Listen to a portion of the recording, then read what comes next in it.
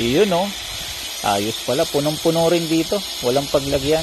Yan, binidyohan ko lang para may puweba. Go ahead. Yan naman. Sige, bati dyan, Kuya Dick. Magandang...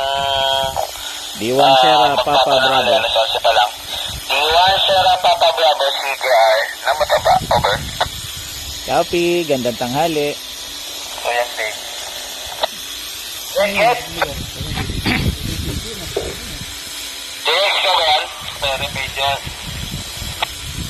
Direct contact na. Go ahead. Magandang tanghali.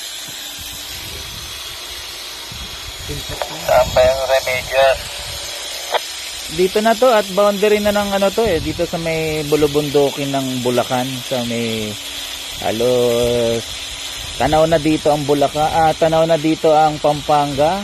Kitang-kita na ang Pampanga. Go ahead. Copy, ganun pa. Salamat ka. Talo mo pa yung mga nakasetup. Punong-puno.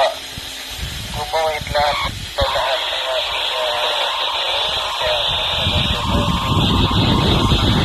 ng magandang umaga. Sige at ano. At teka, sino nga ba itong kausap ko? Hindi ko na nabasesan. Go ahead. Gandang tanghali dyan. For Golf 1 Delta Foxtrot Romeo dito sa DRT Bulacan. Ernesto po. CY1 Whiskers Papa. Dasmariñas.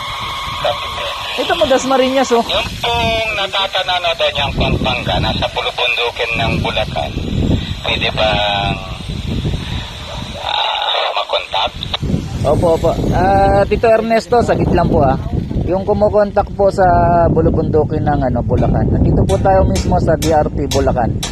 Call sign po for Golf 1 Delta Foxtrot Romeo po.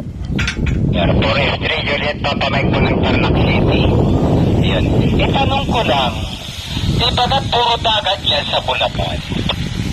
Parang hindi ko alam. Kasi ang alam ko, itong area ng Bulacan, puro taniman ng mga palay, basta area ng bulubundukin, wala po gaanong dagat. Tarlac, wow! Umabot yung rubber duck mo, Tarlac.